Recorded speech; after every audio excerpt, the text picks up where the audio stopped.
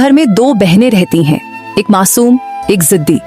लेकिन इनके बीच खड़ा है एक ऐसा रिश्ता जिसमें माँ का नाम तो है पर ममता कहीं खो गई है। गीता रसोई में बर्तन मांज रही है, एक तरफ पूजा खेल रही है। कमला तेज आवाज में, गीता, कितनी बार कहा है बर्तन ठीक से साफ किया कर, देख इतना दाग छूट गया है। गीता डरी हुई धीमी आवाज में, माफ कर दो माँ, दोबारा ऐसा नहीं होगा। पूजा मुस्कुराते हुए, माँ इसको और काम दो ना, इसकी वजह से आप ही परेशान होती हैं। कमला पूजा की तरफ प्यार से, अरे मेरी प्यारी बेटी, तू चिंता मत कर, सब सही कर दूंगी। और तू पूजा की तरफ घूरना भी मत, समझी? कमला के शब्दों में जहर था, मगर पूजा के लिए लिपटा हुआ प्यार। और गीता, उसे तो बस चुप रहना ही सीखना था। स्कूल का मैदान, दोपहर। गीता अकेली बैठी है। रीना उसके पास आती है। रीना, अरे गीता, तू अकेली क्यों बैठी है? खाना नहीं लाया क्या? गीता धीमे स्वर में, खाना तो लाया था रीना, पर पूजा ने छुपा दिया और माँ ने मुझे ही दोष दे दिया। रीना चौंक कर, क्यों, ऐसा क्यों करती है वो? रीना, उसको मैं पसंद नहीं। माँ एक नहीं, दो है मेरे लिए, एक जन्म देने वाली और एक जलाने वाली। डर मत, एक दिन सब ठीक होगा, भगवान सब देखता है। ये छोटी सी दोस्ती ही थी गीता के लिए एकमात्र आसरा, क्योंकि घर में तो बस जुल्म की परछाई थी। दृश्य 3, शाम का समय। मनोहर की वापसी। दरवाजा खुलता है। मनोहर थके हुए घर आते हैं। मनोहर, कमला, सब ठीक तो है? गीता किधर है? कमला नाटक करते हुए मुस्कुराती है। कमला, जी सब ठीक है, गीता कमरे में है, पढ़ रही होगी। पूजा कूदती हुई, पापा गीता ने मेरा फोन तोड़ दिया, आप उसे दातो ना। मनोहर तुरंत गुस्से से, गीता बाहर आओ अभी के अभी।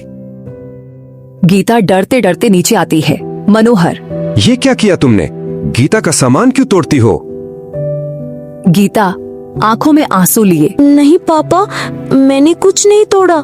कमला बीच में बोलते हुए, छोड़िए मनोहर जी, बहस का कोई फायदा नहीं है, ये बच्ची आपके सुनती ही नहीं है। गीता के शब्दों का कोई मोल नहीं। सच्चाई कमला और पूजा की झूठी कहानियों में दब जाती। दृश्य 4, बड़ा घराना था। एक एक करके दोनों बेटियों की शादी हो गई। पूजा की शादी अमीर खानदान में हुई और गीता की एक साधारण मगर सच्चे दिल वाले घर में। दृश्य 1, पूजा की पहली रसोई सास गर्व से, बेटा पूजा, आज तुम्हारी पहली रसोई है, कुछ मीठा बना लो, सबको खिलाओगी तो घर में मिठास खुल जाएगी। पूजा थोड़ी घबराती है। पूजा मन में सोचती हुई, अरे मुझे तो कुछ बनाना ही नहीं आता, अच्छा चक्कर आने का बहाना कर लेती हूँ। माँ जी, मुझे चक्कर आ रहे हैं, मैं जरा आराम कर लूं। सास थोड़ी नाराज होकर, ठीक है, जा आराम कर। पूजा अपने कमरे में जाकर लेट गई। ना रसोई बनी ना मिठास। सास प्यार से, गीता, अब से तुम मेरी बहू नहीं, मेरी बेटी हो, हम साथ मिलकर खाना बनाएंगे। माँ, मुझे इतना प्यार कभी नहीं मिला। उस छोटे घर में कम सुविधाएं थीं, मगर दिल बहुत बड़े थे। कुछ दिनों बाद पूजा का घर। एक दिन पूजा की सास की सहेलियां उस घर आने वाली थीं। सास उत्साहित होकर, पूजा बेटा, आज मेरी सहेलियां आ रही हैं, ढेर सारे पकवान बना देना, समझी? पूजा रसोई में तो गई, मगर उसे खाना बनाना आता नहीं था। वो यूट्यूब पर रेसिपी देखने लगी, पर बात बनी नहीं। सास की सहेलियां टेबल पर बैठी हैं। सहेली, अरे सुषमा, बुलाया तो है दावत पर, मगर खाना कहाँ है? पूजा खाना लेकर आती है, जली हुई रोटियां, काले दाल चावल, बदबूदार सब्जी।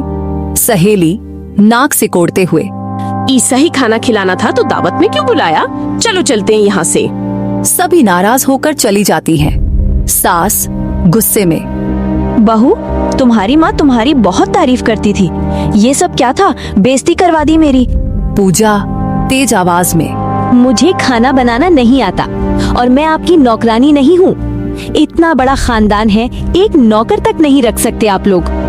अमीर घर की बहू, मगर घर की गर्माहट कहीं खो गई थी। और उधर गरीब घर की गीता हर दिन और ज्यादा मुस्कुराना सीख रही थी। धीमे भावुक स्वर में दिन बीतते गए। पूजा के घर में अब सन्नाटा छा गया था। सास उससे बात तक नहीं करती थी। पति ऑफिस के बहाने देर रात लौटता था और पूजा अपने कमरे में अकेली रह जाती थी। पूजा आईने में खुद को देख रही है। पूजा आंखों में आंसू लिए। क्या यही था मेरा सपना? बड़े घर, बड़ी गाड़ी, लेकिन दिल तो खाली है। काश माँ ने मुझे सिखाया होता घर कैसे बसाया जाता है। वो फोन उठाती है और अपनी माँ को कॉल करती है। पूजा रूंधे गले से, माँ, मुझे आपसे बात करनी थी। माँ के घर। माँ खुश होकर, अरे पूजा बेटा, किसी हो, सब ठीक तो है ना? माँ, सब ठीक नहीं है। आपने कहा था अमीर घर मिलेगा तो जिंदगी बन जाएगी, पर माँ, यहाँ प्यार नहीं है, सिर्फ दिखावा है। माँ कुछ पल चुप रहती है। माँ धीमे स्वर में पछतावे से, बेटा, शायद मुझसे गलती हुई। मैंने तेरे लिए सुनहरी दीवारें चुनी, लेकिन मिट्टी का दिल नहीं देखा। गीता के ससुराल को छोटा समझा, पर अब समझ आया, छोटा घर हो सकता है, लेकिन दिल बड़ा होना चाहिए। पहली बार माँ और बेटी दोनों रो पड़ी। उनके आंसुओं में असली सीख छुपी थी।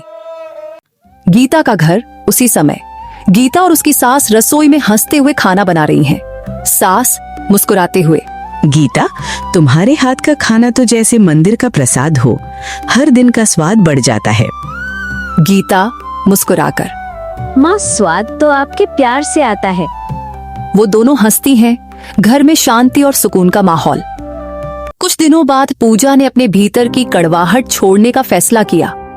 वो अपनी सास के कमरे में गई। पूजा नम्र स्वर में, माँ जी, माफ कर दीजिए, मुझसे बहुत गलती हुई। मैं इस घर का हिस्सा बनना चाहती हूँ, बोझ नहीं। कृपया एक मौका दीजिए। चलो, देर आए दुरुस्त आए। आओ आज मेरे साथ रसोई में चलो, साथ में कुछ मीठा बनाते हैं। पूजा के चेहरे पर हल्की मुस्कान आती है। उस दिन पूजा ने सिर्फ खाना नहीं बनाया, उसने रिश्तों की मिठास भी घोल दी। अब पूजा के घर आती है। पूजा और गीता दोनों वहां मौजूद हैं। माँ आंखों में आंसू लिए, मेरी दोनों बेटियां आज मेरे सामने हैं। एक ने मुझे सिखाया कि अमीरी दिखावे में नहीं, प्यार में होती है, और दूसरी ने मुझे याद दिलाया कि दिल बड़ा घर से बड़ा होता है। माँ, बस सब ठीक है, अब आप सिर्फ मुस्कुराइए। भावुक समापन में जिंदगी में घर का आकार नहीं, दिलों का आकार मायने रखता है। एक ने हारकर सीखा, दूसरी ने प्यार से जीता, और दोनों ने सच्चे रिश्तों की कीमत समझी।